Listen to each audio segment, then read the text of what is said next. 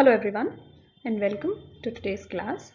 आज हम first aid in cuts and wounds यानी किसी भी किस्म की चोट जो कि किसी शार्प ऑब्जेक्ट से लगे या फिर किसी एक्सीडेंट से लगे या फिर गिरने से लगे, उन सारे चोट के केस में किस तरीके से हम फर्स्ट एड प्रोवाइड कर सकते हैं उसके बारे में आज हम जानेंगे। क्या करें? सबसे पहले हमें शुरुआत करनी है बाय स्टॉपिंग द ब्लीडिंग, यानी रक्त के या खून के रिसाव को रोकने की हमें सबसे पहले कोशिश करनी है। यदि कुछ काम करते हुए किसी शार्प ऑब्जेक्ट से आपको कोई कट लग जाता है तो आप सबसे पहले अपनी चोट के ऊपर प्रेशर या दबाव बनाएं एक क्लीन बैंडेज या एक क्लीन कपड़े के माध्यम से, और उस हिस्से को जहाँ भी कट लगा है कोशिश करें कि वो हिस्सा आपके शरीर के, आपके हृदय यानी हार्ट लेवल से थोड़ा एलिवेटेड रहे, थोड़ा ऊंचा रहे। कोशिश करें अगर आपके हाथ पे या फिर कोहनी पे कहीं भी चोट लगी है तो अपने हाथ को ऊंचा रखें ताकि रक्त का बहाव या ब्लीडिंग जो है वो कम हो सके। एक साफ सुथरे कपड़े से प्रेशर पुट करने से जो है रक्त जो है वो उसका लॉस होना कम हो जाएगा, क्योंकि if the bleeding persists then it can be a very dangerous, it can turn out to be a very dangerous situation for the patient.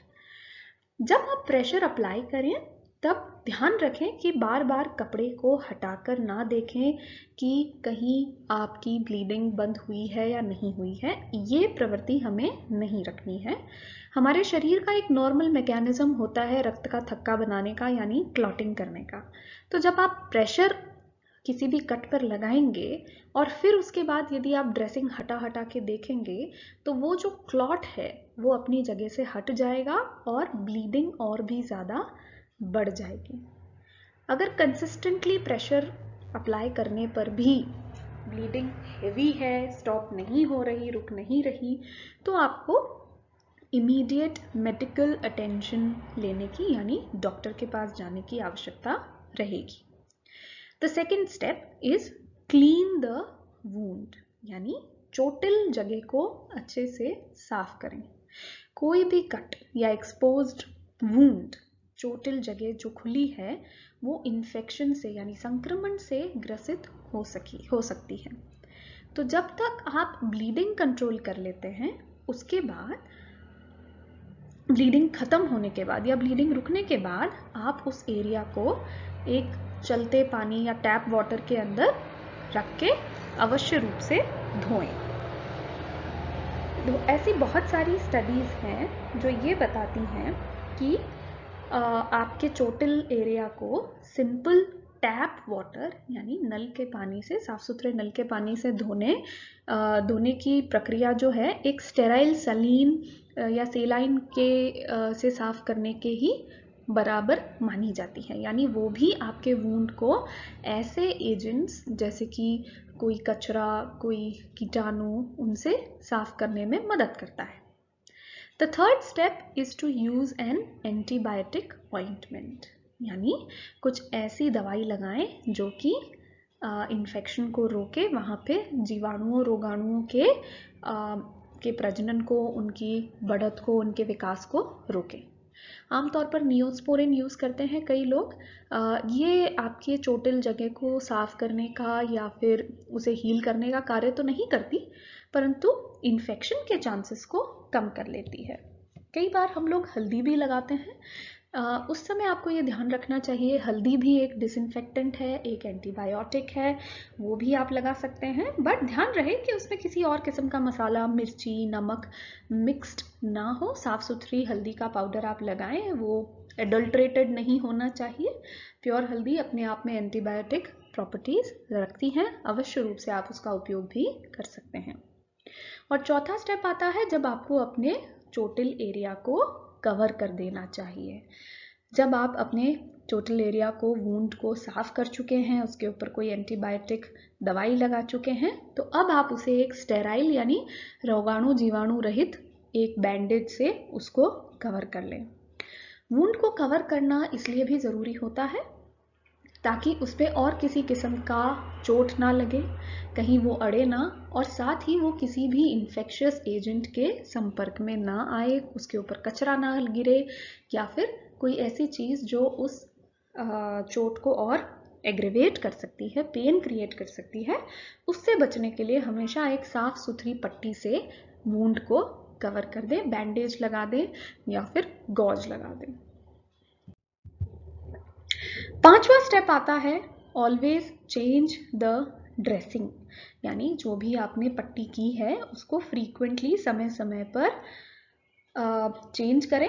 अगर आपके वुंड से बहुत ज़्यादा रक्त का रिसाव भी हो रहा है या फिर जो है लिक्विड बह रहा है, तो उस केस में आप अपनी ड्रेसिंग को फ्रीक्वेंटली चेंज करें। बट अगर ये एक सूखा वुंड है, रिलेटिवली ड्राई वुंड है, तो उस केस में आप ड्रेसिंग जो है वंस अ डे चेंज कर सकते हैं, यानी एक दिन में एक बार ड्रेसिंग अवश्य रूप से चेंज करें। 6th step is to get the stitches for deep wounds. अगर आपके वुंड, जो आपका कट है, जो चोट है, वो बहुत बड़ी है, जहाँ नीचे का फैट या मसल टिश्यू एक्सपोज हो गया है, नीचे के तंतु भी एक्सपोज हो गए हैं, और प्रेशर से या उस चीज़ को एलिवेटेड, उस शरीर के भाग को एलिवेटेड या ऊंचा रखने से भी ब्लीडिंग कंट्रोल नहीं हो रही है, या फिर वुंड किसी जॉइंट यानी किसी जोड़ के ऊपर है, शरीर के जोड़ के ऊपर है, उस केस में आपको अवश्य रूप से स्टिचिंग की ज़रूरत पड़ेगी, आपको टाँके लगवाने पड़ेंगे और इसलिए आपको डॉक्टरी सलाह भी लेनी पड़ेगी। The 7th step is to always watch for infection.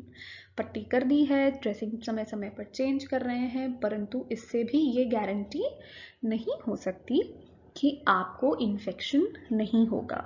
बहुत अच्छे से ध्यान रखने के बावजूद भी कई बारी वुंड्स इन्फेक्ट हो जाते हैं, so you should always take it as a possibility. Keep an eye on the wound, हमेशा ध्यान रखें, चेंजेस देखें कि हर कट में कोई ना कोई रिस्क होता है इन्फेक्शन का। इन्फेक्शन के क्या साइंस आपको देखने हैं, क्या वहाँ पे ज़्यादा रेडनेस है, लालिमा ज़्यादा है, स्वेलिंग आ रही है, पस भर गया है, या फिर बहुत ज़्यादा पेन कर रहा है। इन्फेक्शन के लिए हमारे पुराने ज्ञान के अनुसार जो झपकने वाला पेन होता है वो इन्फेक्शन का परिचायक होता है। हालांकि excessive pain is again a sign of infection. इसके साथ ही अगर आप हाई रिस्क पॉपुलेशन में आते हैं, यानी आपको कोई ऑटो इम्यून डिसऑर्डर है, आपकी इम्यूनिटी लो है, आपको डायबिटीज़ है, या फिर आपका जो चोट है वो बहुत ही वल्नरेबल जगह पे है, चेहरे पे है, तो आपको स्पेशल अटेंशन देने की ज़रूरत होती है इन्फेक्शन से। पैर में अगर चोट लग गई है तो भी इन्फेक्शन के चांसेस ज़्यादा रहेंगे, क्योंकि आप जैसे जैसे चलेंगे उतना ज़्यादा वो डस्ट के कांटेक्ट में आएगा। इसलिए always go for medical advice. अगर आप कोई भी सस्पिशियस एक्टिविटी, कुछ ऐसा साइन सिम्टम देखते हैं अपने कट पे, या फिर आपका कट हील होने में, ठीक होने में बहुत ज़्यादा वक्त ले रहा है, तब भी आपको आवश्यक रूप से डॉक्टर को दिखाना चाहिए। 8th step is to get a tetanus shot. ज़्यादातर जो चोट होती है वो हो सकता है अगर आप रोड पर कोई एक्सीडेंट हुआ है, आप गिर गए हैं, फिसल गए हैं, तो वहाँ पर कोई भी लोह तत्व या फिर कोई ग्लास या फिर कचरा आपके खुले चोट के संपर्क में आ सकते हैं। अगर आप कोई जंग लगे हुए लोहे से आपको कट लग गया है या फिर ग्लास से कट लगा है, तो ऐसे केसेस में आपको हमेशा टेटनस शॉट लगवाना चाहिए। यदि आपको चोट लगने के पहले 6 महीनों में आपने टिटनस का शॉट नहीं ले रखा है, तो आपको अवश्य रूप से टीटी का इंजेक्शन लगाना चाहिए। आमतौर पर हर 10 साल में टिटनस की बूस्टर डोज लगती है, परंतु हमारे यहाँ इतना चलन नहीं है, इसलिए हर 6 माह में आपको देखना होता है कि चोट लगने के 6 माह के भीतर यदि टीटी लगा हुआ है तो आप सेफ हैं, अन्यथा अवश्य रूप से टिटनस का इंजेक्शन लगवाएं। और कुछ 4 बातें ऐसी जो आपको ये बताएंगी कि आपको सिर्फ घर पे फर्स्ट एड तक सीमित नहीं रहना है और डॉक्टर के पास अवश्य रूप से जाना है। सबसे पहला, आपके कट की लोकेशन क्या है।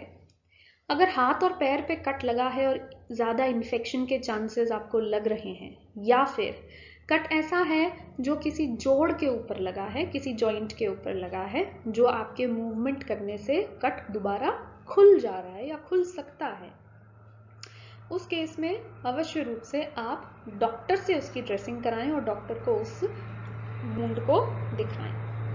द सेकेंड कंडीशन इज, अगर आपके पास डायबिटीज़ या कोई ऐसी मेडिकल प्रॉब्लम है जिससे आपके शरीर के वुंड को हील करने की क्षमता, रोग प्रतिरोधक क्षमता और चोट को ठीक करने की क्षमता कम है, कंपैरेटिवली कम है, तो ऐसी मेडिकल प्रॉब्लम्स के केस में भी आपको अपने डॉक्टर से सलाह लेनी चाहिए किसी भी चोट या कट के केस में। The third one is the amount of bleeding, यानी अगर वुंड बहुत गहरा है, चोट घाव बहुत गहरा है और ब्लीडिंग कंट्रोल में नहीं आ रही है, अगर आप कंसिस्टेंटली प्रेशर लगा रहे हैं, एलिवेटेड रख रहे हैं आपके बॉडी पार्ट को और फिर भी चोट कंट्रोल में नहीं आ रही, ब्लीडिंग कंट्रोल में नहीं आ रही, तो आपको इमीडिएट मेडिकल अटेंशन की आवश्यकता पड़ेगी। ब्लड का बहुत ज़्यादा लॉस आप अफोर्ड नहीं कर पाएंगे। द फोर्थ वन इज, अगर आपको घाव किसी एनिमल के काटने से लगा है तो आपको स्पेसिफिक एंटीडोट्स की ज़रूरत पड़ेगी और ऐसी दवाइयों के लिए आपको अपने हेल्थ केयर प्रोवाइडर से संपर्क करना पड़ेगा, डॉक्टर से या हॉस्पिटल से संपर्क करना पड़ेगा। आप घर पे पट्टी करके अपने आप को सेफ नहीं मान सकते। So that was all. It was a very brief class today since we are discussing just the first aid of cuts and wounds. इस टॉपिक पर आपके नोट्स के लिए आप कृपया डिस्क्रिप्शन बॉक्स को चेक करें। That's all for today's class. Thank you.